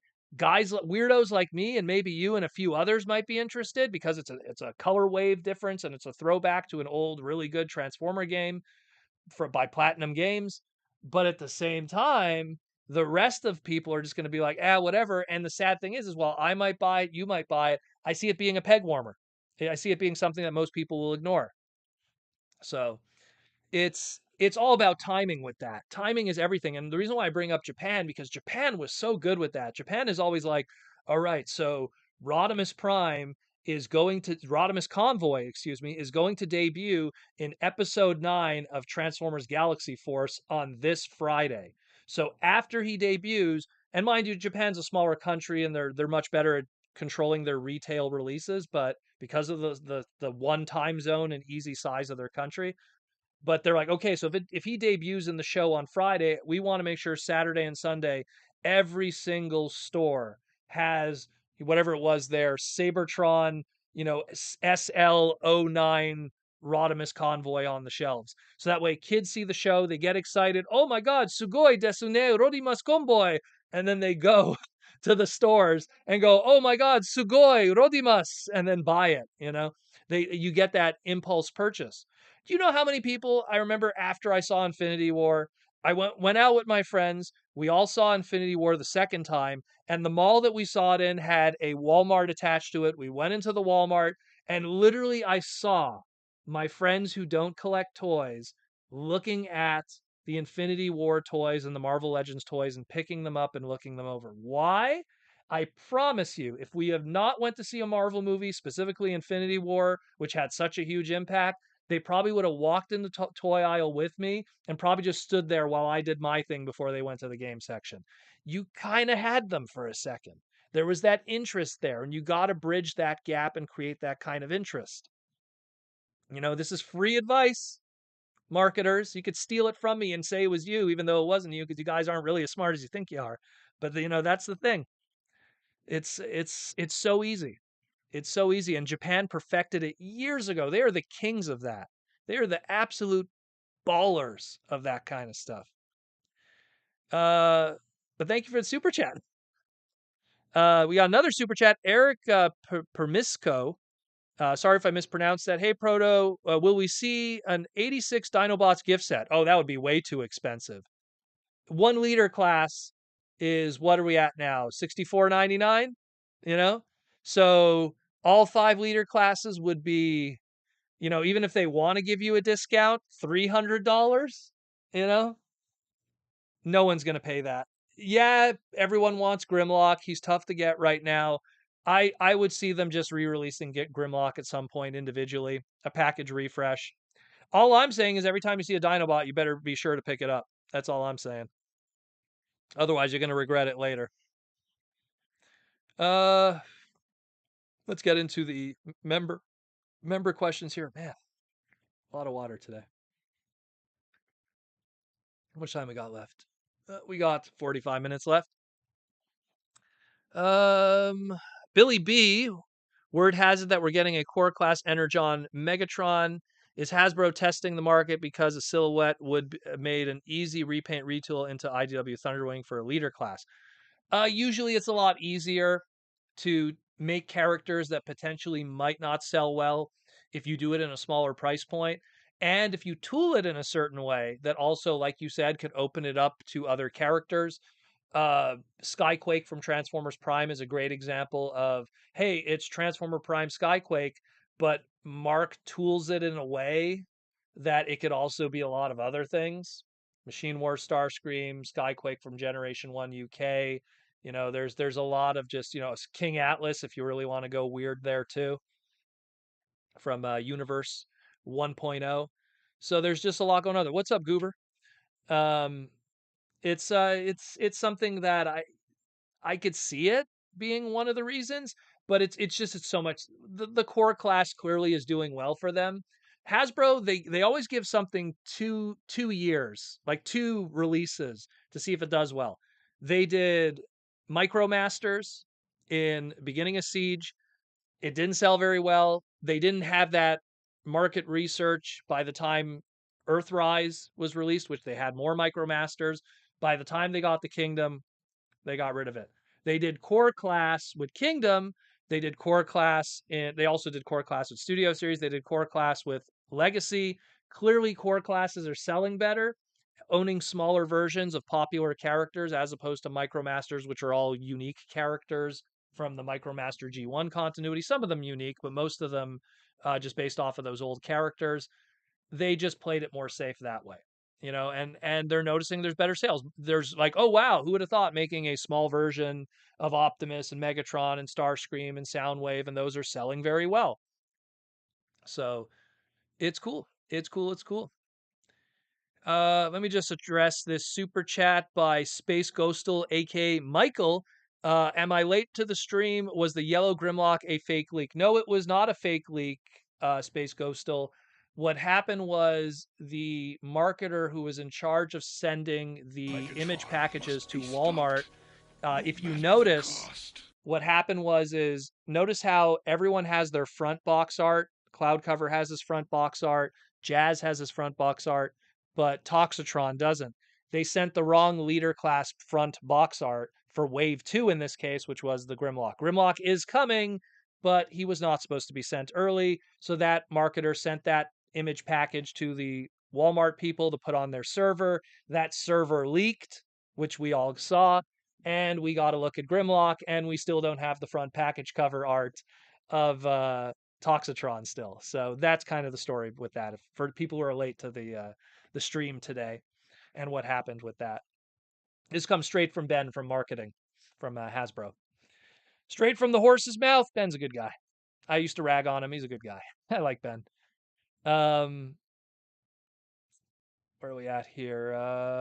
Hope I did. If I miss any YouTube member questions, guys, just shoot them again. Media Max, is the planet junk a missing piece of Cybertron? That's a fan theory. People always look how, you know, a piece of Cybertron, the animated content and the animation G1 cartoon continuity is missing, and how there's a floating piece of planet. That's a theory. I mean, when you think about it, separated by Cybertron, it's not part of the sphere that's powering it and giving it life, so it rusts and becomes just this junky planet. You know what? I like the idea of lost tribes and lost colonies of Cybertron. I like the idea of, you know, during a war. I mean, it happened here on Earth. You know, when wars happen, people emigrate. People try to get as far away from they can from a war. They all don't want to just participate in it. So I like the idea of, like, you know, 4 million year long war. In those 4 million years, people are gonna go and create their own colonies. And I imagine Planet Junk being a classic example of Cybertronians that get away from Cybertron during the early years of the war, during those 4 million years. And during those 4 million years, a lot could change when you really think about it. Like, you know, to us, it's like, oh, here's how Cybertron was: crash on Earth, sleep for 4 million years, wake up, Cybertron's still the same 4 million years later. Wow, okay. Where it's like, you know, someone could go somewhere else and an entire culture could change, and they could completely forget their origins and where they came from. And then you get into the ancient pyramid theories, and ancient and pyramids are aliens, you know, doing that meme. But it could be true, actually. But you know, I like that idea that they could just be a colony that escaped. You know, some people like the idea of it being a broken off piece. I don't really think that's the case. It's just a fan theory. I imagine it's just them, like, going, "Hey, this is a cool place to hang out," and just all the junk building up there. Make it theme based. You'd have to ask Fluro Deary. Fluro Deary invented the planet of junk, but he ain't talking. Trust me. I contacted his daughter. He ain't talking. He's very stubborn. The man who created Hot Rod, he doesn't want to talk. Brother, you're missing out, man. You're missing out. You show up to a convention, Fluro Deary, and you're gonna make money. Money. What are you doing? You want to waste the final years of your life being grumpy back in the Philippines because you had one bad experience at a fan convention that wasn't even Transformer related? Flero, please, please show up to a convention. You will be treated like a god. You created all the key characters of the 86 movie, the most celebrated piece of Transformer fiction. Come on, man. Really? People who've created Transformer fiction, that they get celebrated. James Roberts, Simon Furman, Derek Wyatt, they worship your stuff. I'm just saying. I'm just saying. Come on, Furo. Come on down to The Price is Right. You're the next contestant on Make a Lot of Money from the Fans. Where are we at here? Sarah says, "I'm back. You think I should wait for the new Optimal Optimus, or should I buy the Primal Prime one for the pair with my Legacy Dragon with my Legacy Dragon Megatron?" I'll be honest with you. Here, I'll just grab the this one here. I would wait. In all honesty, I find that the The Power of the Primes one is too small. The Dragon one is much larger. I'm pretty sure they're going to revisit it at some point, and it won't have that gimmick involved, that Power of the Primes evolution gimmick. So I would wait it out, honestly. And if you can't wait, get the third party one, but I would wait it out. Uh, Wizard Sphere X, I'm glad that cloud cover is basically the Earthrise basic Conehead mold. I haven't got any of them. Totally. I told myself I would never get an exact same Seeker mold twice, so it works out for me in the end. Well, Wizard Sphere X, the good thing too is it also taught us that, you know, Amazon exclusive molds don't stay exclusive forever, and they soon end up being something like, think about it, Amazon exclusive mold with the cloud cover. What was another one that was an exclusive mold that we got recently that was also an Amazon exclusive? Oh, supposedly the what's it here? The side swipe. So think about it this way: the side swipe and both the Mirage are probably both going to be those Earthrise, excuse me, the Kingdom versions. Those Kingdom versions were both Amazon exclusive releases through the Battle Across Time sets. So those were both Amazon exclusives that were Amazon exclusive molds that were released back in 2021. 2 years have passed that it has expired of it being exclusives, and now you get it. Now you get those, and you'll get them in those wacky colors or God knows what else. You know, God knows what else. Um, let's see where we at here. Abraham says his designs are so iconic. Yes, of course, I agree. And even Goober, good old Goober. Let's send a rant to Derry. He needs the TF community's love. Yeah, man. You know what? I talked with his daughter, and his daughter gave me the whole story. His daughter said that he did a convention. She didn't specify which, but he did some convention. And as someone who knows every Transformer convention, it wasn't a Transformer convention. You know, he did some convention, and supposedly he had a bad experience. I wouldn't be surprised. He probably went to some like, comic show pre, geekish chic Marvel era. That's what I think probably happened. He probably got convinced to come to, like, let's say Fleur O'Deary had to go to a comic convention in 2004 when people didn't care about Marvel movies and people didn't care about DC movies and people didn't, like, it wasn't mainstream and hip, and Transformers wasn't mainstream, and video games was still kind of a geeky thing instead of being a cool thing. And he probably went to this show, he probably sat there and no one paid attention to him, and then he probably felt terrible, because I'll tell you this right now, I went to Montreal Comic Con in, geez, when was the year Bret Hart was there? I went to, Goober, you might be able to answer this for me, or Larry. I went to Montreal Comic Con, I want to say 2012, 2011. Jim Starlin, the creator of Thanos, was there. No line, nothing. He just sat there that weekend. No one cared. Timing is everything. So, again, Fluoro, brother, please, opa, whatever you want to be called, man, you know, sir, boss, come to a Transformer convention. Your flight will be paid, your hotel will be paid, you will get a food budget so you don't even have to pay for your food, and then after that, laugh away. I know your daughter's already in America, so you get a free ticket to go see your daughter too on top of that, you know? And you're going to be worshipped by a bunch of strange white guys, you know?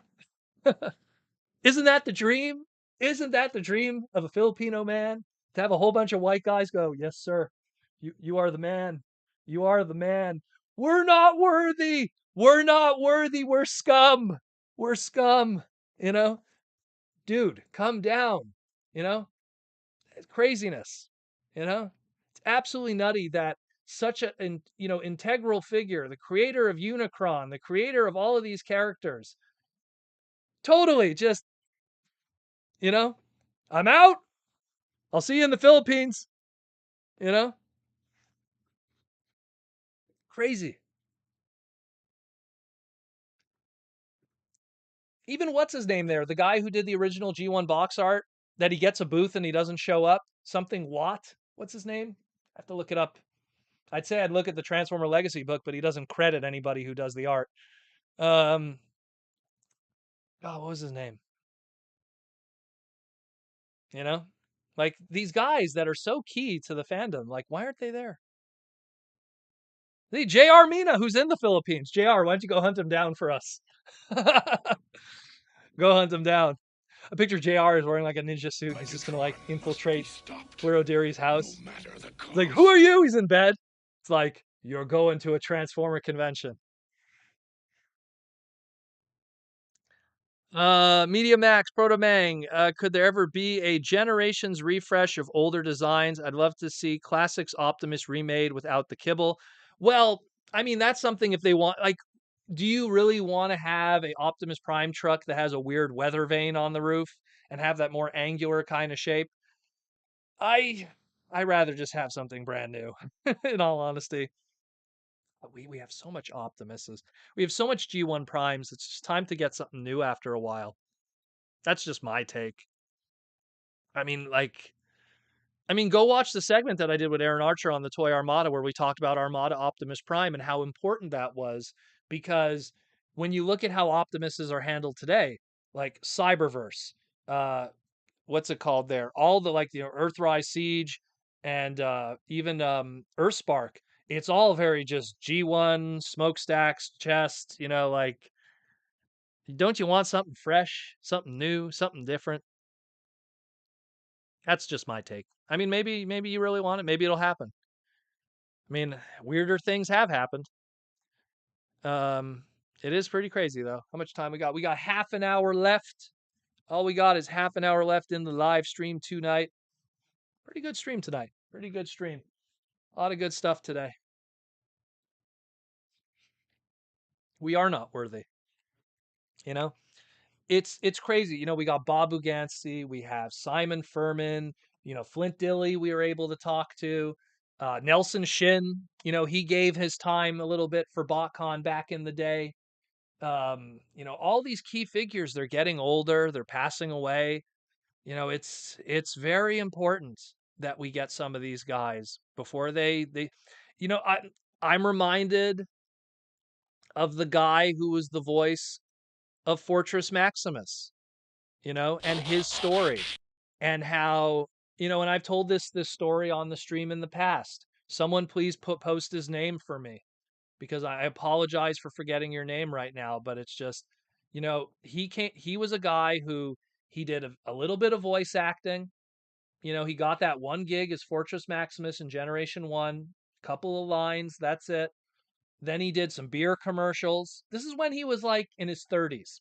He did some beer commercials and that was it. And then he realized acting wasn't for him. He went into banking, kind of did his own thing, did some stuff as helping people with their finances, and retired from the acting industry. Became a father, became a grandfather, you know, lived his life, got married, everything like that. Fast forward 35 years later, he's 70 years old guy, and we invite him to TFCon, and so many people came up to him. Stephen Kinner, thank you, Goober. Stephen Keener, I think it was Kenner, Stephen Keener. He came to TFCon, and go find his panel. He did a panel.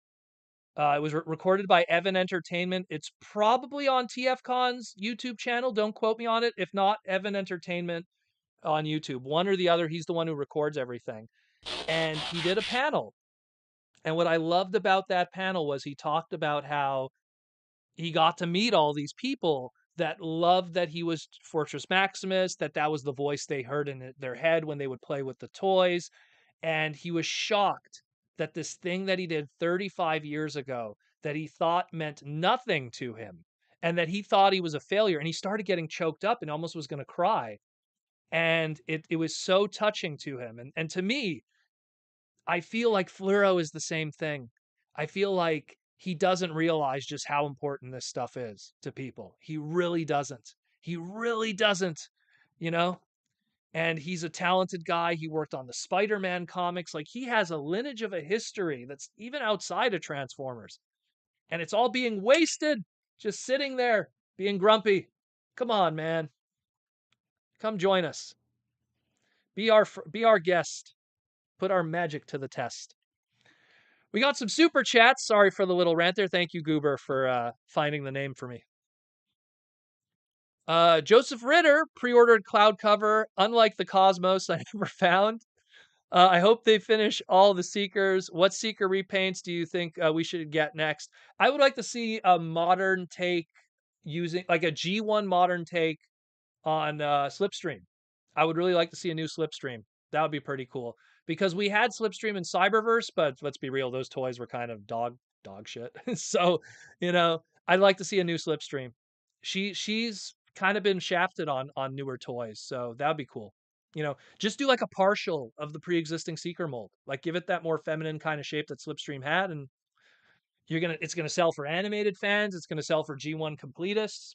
It's gonna sell for people that like to get fembots, and it does what Mark and Evan like to do: always put a fembot in every wave. So there you go, at a Voyager class price point, sold, done, print it. Here you go. You could send me the bill later. Ron Diaz with the super chat for $2. Will Hasbro retire Megs and use a different villain? Never. You know what? If Takara and Japan were behind it, yes, because they tried in the past. You know, they're like, let's forget Galvatron, Mega Zarek, aka Fortress, aka Scorponok. Let's go with Devil Z and maybe Overlord. Let's go with Deathsaurus. Let's go with Volinger and his stuff and using those combiners. Let's go with maybe Galvatron, Super Megatron, but we're not really going to make a toy of Megatron, but it's Super Megatron, but Dark Nova is the main villain. Let's go with Battle Gaia, and maybe it's Megatron, but maybe it's not Megatron that's behind it. Oh, maybe it's Scratch, who's just a repaint of Skyquake. Japan always made an effort to go somewhere else because they do it all the time with Gundam. They do it all the time with Sentai, which is their Power Ranger stuff, all their other Toku stuff, Ultraman. They're always doing original ideas, original villains year to year to keep it fresh. But because Transformers is tied to American media, and because it was created by Americans, there's just this nostalgic, never want to let go, never want change, always got to be the same. If we're not familiar with it, it's the worst thing ever and it's going to ruin the brand. It's tough. Tough. I would love it if they did something different. Give me new characters. Everyone celebrates these other characters like Deathsaurus and Overlord and stuff like that. Why not make new characters? New designs, and then you could repaint the hell out of those ones forever. Ain't that how it's supposed to be? Sarah says, I don't understand what is the problem with Don Figueroa's designs, that we will never have a proper IDW Bomber Megatron. That is my second favorite design for Megatron, first Dragon, second Bomber. There was drama with that, with him and Andy Schmidt, I believe his name is. I apologize if I'm getting that wrong. I'm getting this story secondhand through a IDW employee who will remain nameless. Supposedly there was a problem where Don designed the bomber, submitted it. They're like, okay, that's cool, whatever.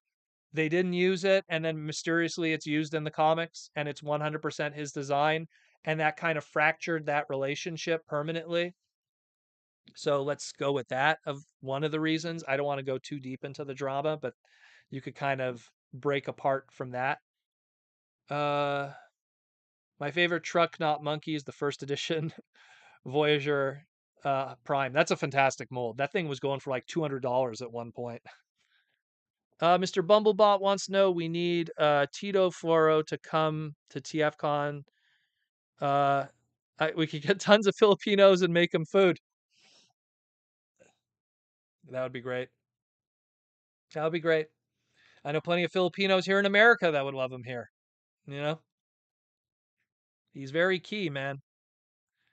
And speaking of Filipinos, J.R. Mino, what's up, brother? I'd like to see an unreleased Blackout in Toxitron subline. That's definitely, you know what, JR, that's something I could see them doing. They'll probably, like, if you look at, like, what's left, right, to do, there's going to be stuff like that Blackout.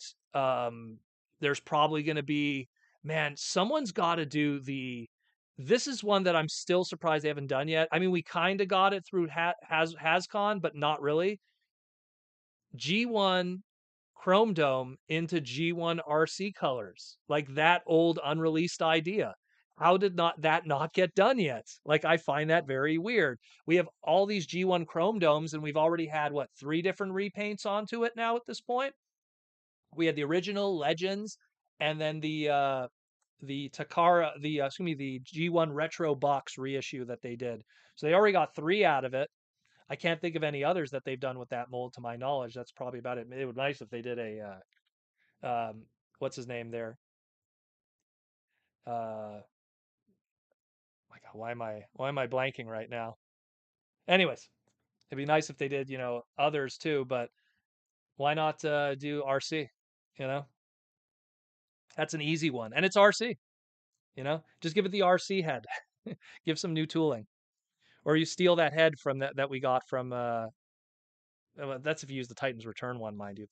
Nah, that wouldn't be a good idea. Um, where are we at here? I'm lost. Oh, geez, I missed so many here. I'd love to see Shattered Glass Slipstream to match my Flame War. That'd be a cool one too. You need a new we need a new we need some new female characters. Some of them need some new tooling. Like I again, like I'm not a big fan of what they did with the recent Alita one. I'd like to take another shot at that one. Prince of Phalanx 59. Dairy Con is next month. Love to go to Dairy Con one day. I always say that every time. Would love to go to Dairy Con. Dairy Con, contact me in the future. We'll wrap. We'll do something. Orange Creamsicle RC. You're talking about prototype RC? I'd love that one. I just turned over. I'm looking at my TFCon exclusive one. That's probably the closest we've ever gotten to Creamsicle RC. That one would be cool too. I'd like to see that. It matters how well 86 RC sells when they get those numbers, and then they could go, oh, maybe we could justify Creamsicle colors as a buzzworthy Bumblebee exclusive or something, which is the good thing because that's where a lot of those could find their place. It could be buzzworthy. It could be something that's a Walmart exclusive, pre-existing molds of the craziness. 15 minutes left in the stream tonight. Want to take this moment again, thank Symbiote Studios and Seats and Hasbro for sponsoring the madness that is Saturday night with us. Proto Man fears the United States. I have been to the United States more times than most people have been anywhere else in the world. Okay, so I used to go to the States. It's the big V slowed everything down at work. Everything got backed up. Look, I'm not even running conventions here locally. That's how bad it got. Like it's just everything got backed up. Everything became a mess. And it's just me like, trying to get everything in order right now and just doing all of that stuff. But trust me, Joseph, I want to come down and hang out with you guys. Trust me. I really do. Like missing LA sucked. It really did. Because this is coming from a guy who never missed any Transformer conventions. And then I started missing them by the handful. And it's just like, ugh, gosh, you know?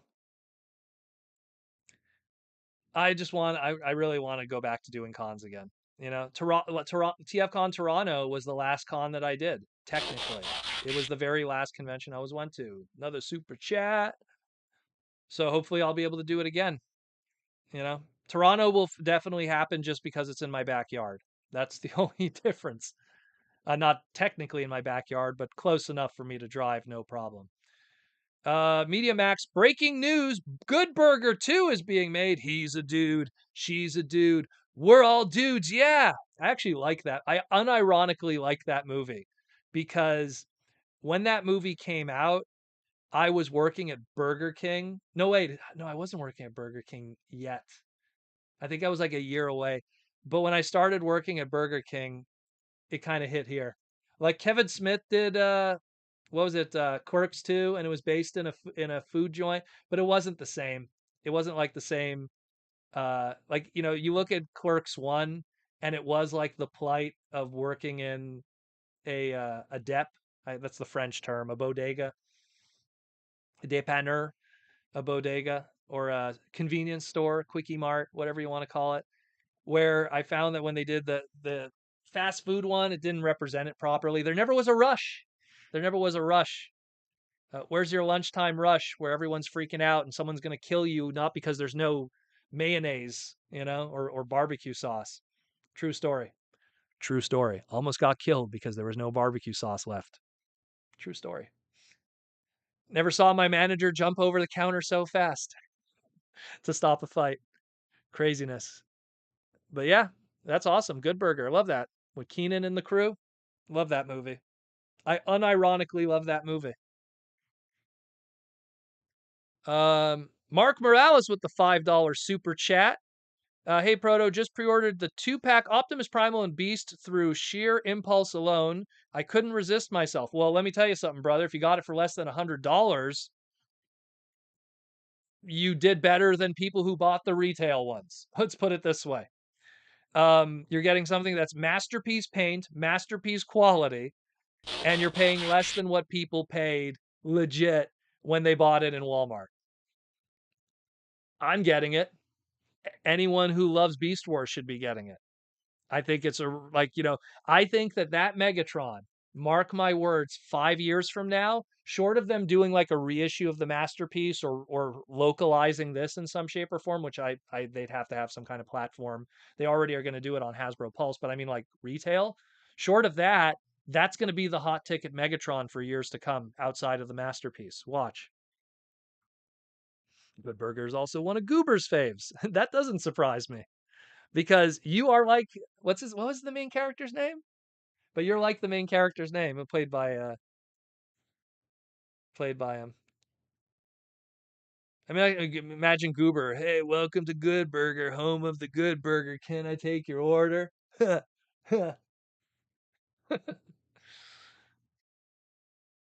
Mike Rosen, do you think we will get a new Rook off-road or extra combiners? I would love a new Rook. Rook is probably Rook is probably one of the best Combiner Wars molds that people slept on. When we did what was the box set I worked on in 2016? When you make so many of them, you forget. We did 2016 box set, the Beast Wars one. When we worked on that one, I did the Tarantulas, and I wrote the bio on that one. And it had to be that Rook mold because that mold is amazing. That mold is incredible. Any version of that Rook, the roller version, the original colors, the Tarantulas one, they're all amazing. Never sleep on that mold. Oh, and we used it for Impactor, not Impactor. Was it Impactor? What did we use them for? There was another Fun Pub one we used for. I didn't write the bio on that one though. I think it was Impactor. We used it for too. I have it somewhere there. Somewhere there in the display. I have to turn my head. Yeah, it was Impactor. Where we at? Sarah, so the only IDW Megatron we're gonna is deluxe and third party. It's possible someday in the future we're gonna have a leader bomber Megatron. You know what? People mend fights and they get over things. Time fixes all wounds and people live with regrets if they don't do things. Flero. So I'm pretty sure one day maybe Dawn will do business with Hasbro again. Alice Devil, do you think move the mic thing here. Do you think Legacy Tarantulas will get repainted into? Hope one day they will do him in Walmart Halloween Black Arachnia colors. I think one day we'll see something. I could see that happening. They have to do something with that tooling. I mean, what they'll do with it, I don't know, but they have to do something with it for sure. It'd be silly if they did nothing with it. Maybe it's something we're not even thinking of. Maybe they'll do like an extensive retool and somehow get like Transformers Prime Arachnid out of it. No, that's crazy. Yeah, but whatever. Sarah, so the only okay, same thing again. Billy B, yes, Impactor, thank you, Billy, which transforms into Wreckage. Wreckage I did work on. I worked all the other people, every other figure in that assortment, I wrote all the bios for, except the Impactor. I forget who wrote the copyright for that, but I remember they specifically wanted to do Impactor. I forgot. He was like the odd man out in that set. Like he didn't fit in with the combiner team. The Matrix of Malice and all of that. That was fun to write stuff. That was fun. I wrote so many stupid fan wanky deep cuts in every single bio. Every single bio was like some like, ooh, let's take this little aspect of that character and establish it more. That was fun to write. That shout out to Jesse and Pete Sinclair. You know, I know people rag on Pete Sinclair all the time, but I've only had positive experiences with him. I know some people like they always want to hate on him, but I've never had negative experiences with him. He's always been ridiculously respectful to me. Every time I've been around him, he's never been rude to me. He's never said snide things to me. He's never said anything negative to me. He's never said anything negative things about my people. You know, people always say like, "Oh, he's the R word," right? Yo, man, Jaws D is my best friend, a brother. You know, he showed complete respect to Jaws D. You know, so I don't know what people were always talking about, always talking smack about Pete Sinclair. He's always been good to me, and you know, unless if I see him being bad to someone else, I'd give you that, but I haven't seen that myself personally, and he's been good to me like for the 3-4 years that I worked with him. You know, so have nothing negative to say about him. And Jesse, awesome dude too. Jesse Witherich, can't give enough more love to Jesse Witherich. Yeah, both cool guys. Wish them all the best with their con endeavors. Christiane Galrickil. I apologize, Christiane, if I messed that up with the $5 super chat. Hey, Proto, how different would you imagine Beast Wars have it if it wasn't eventually connected to Generation 1? I imagine it still would have been successful because let's put it this way. Beast Wars was already selling hand over fist toy sales and was already the #1 cartoon with kids before the episode Possession. Because when you think about when was it truly established that it's connected with G1? Yeah, like Optimus Primal made those offhand comments like, "Oh, the Great War." But they never mentioned Decepticons, they never mentioned Autobots, just the Great War, right? And Sparks and the past and everything like that. Possession was really that first episode that said, "Oh, Generation 1 cartoon continuity, Starscream killed by Galvatron, all that stuff." So, before that episode aired, Possession, which was late into season 1, Beast Wars was already a smash success. It already had Rock the Casbah. It was already going into wave 3, series 3 of their toys, which was like, to give you an idea, that was the wave that Inferno was in and Air Razor. Wave 1 and 2 had already come out and sold gangbusters. So Beast Wars would have still been successful. It just would have been successful in an Armada kind of way. Great selling, well known, loved by the fans, just not connected to G1. Yes, it being connected to G1 gave it more weight. It gave it more, I guess, a world to build in and lore. So you could bring in characters like Ravage. You could create iconic moments like the Ark and, you know, the death of Optimus Prime. Spoiler for a cartoon that's 25 plus years old, almost 30. Um, but it's at the same time, I'm pretty sure the writers would have figured out something just as cool because those were the guys that were working with Reboot, those were the guys that were working with Shadow Raiders, and if you watch those shows are just as amazing when it came to writing and storytelling and character development. So Beast Wars, I think, would still have been first of all, it was already a success regardless of that connection. And just the longevity of that success, bringing in the G1 aspects into season 2 and into season 3, maybe probably just gave it more credibility, but it was already successful. Like it didn't need Beast Wars didn't need G1 to be successful. It just needed a car like and I've said it to this day. I love Beast Wars. I love the toys. I love the characters. But what made Beast Wars successful more than anything? Being a CG cartoon at a time when being a CG cartoon was a rare thing. When Beast Wars came out in late 96, early 97, how many cartoons were CG on television? You had Reboot, which got canceled on ABC and was only really available on YTV. You had Insectors, which again on France channels and Canadian channels, no one knew who Insectors was. And you had Shadow Raiders. Again, how many people remember Shadow Raiders? And Shadow Raiders came out after Reboot.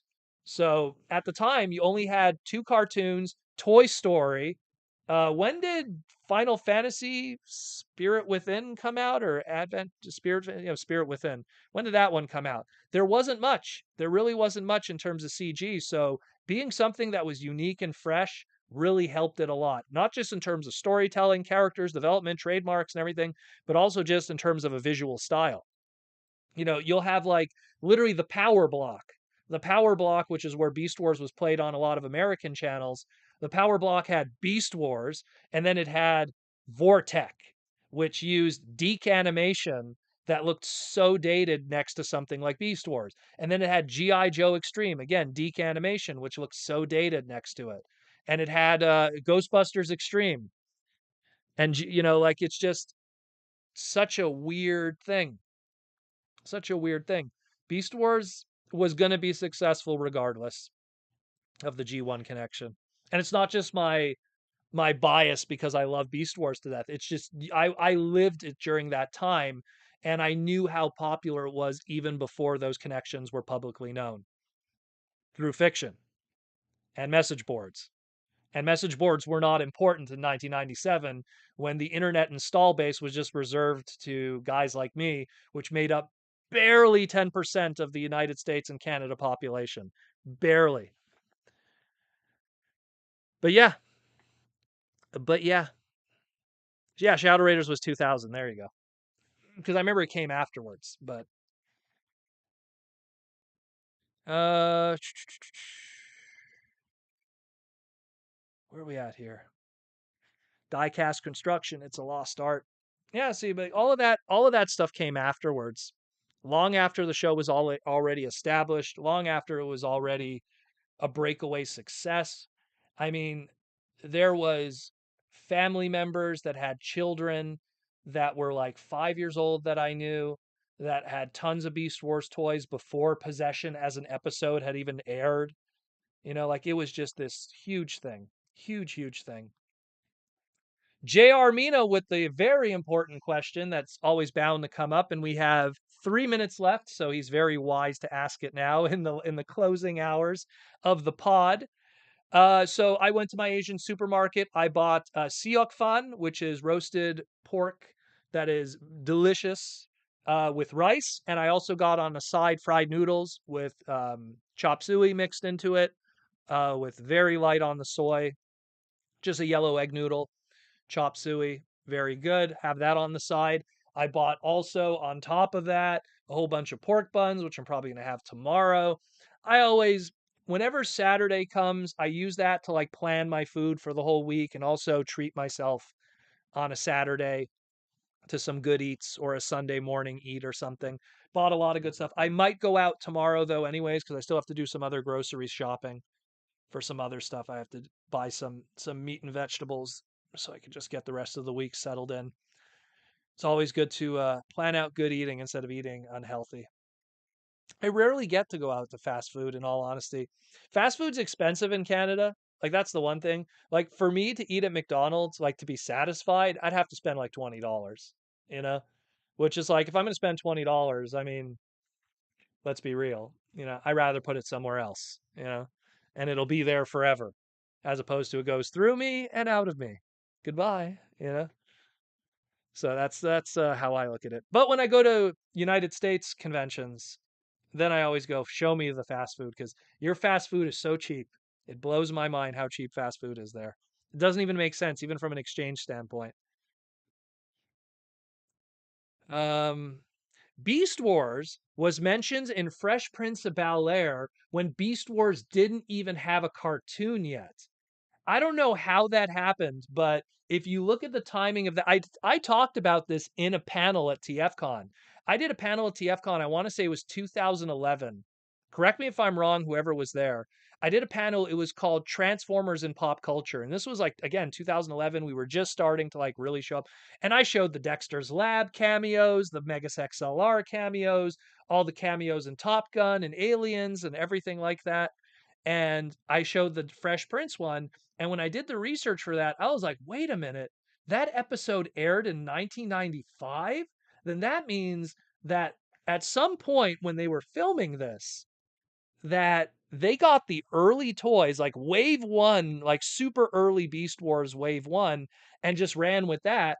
And apparently Will was looking for Razor Beast since like October, which doesn't make any sense, but sure, you know? So very interesting.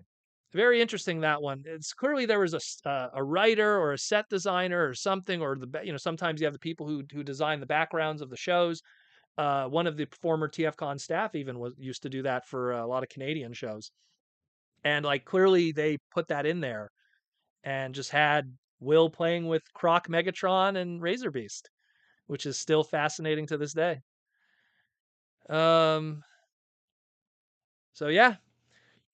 Is that Mike Aronoff? What's up? Mike, what are you doing in here? Mike, you coming in right when I'm ending. Mike says that's probably also why Will Smith popped for his character with no fiction beyond their tech spec at this point. Yeah.